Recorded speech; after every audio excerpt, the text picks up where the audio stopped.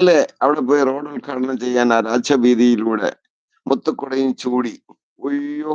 ഭയങ്കര സോഷ്യലിസ്റ്റ് ആയിരുന്നു. ആര്? നമ്മുടെ പാലക്കാട് എം.എൽ.എ.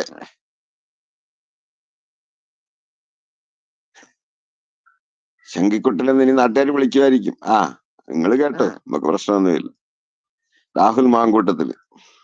ആ രാഹുൽ മാങ്കൂട്ടത്തിന്റെ പുറകെ ഈ പ്രജകള് ആ മുത്തുക്കുടയും ചൂടി പോയി. ഒരു പോക്കായിരുന്നു മക്കളെ.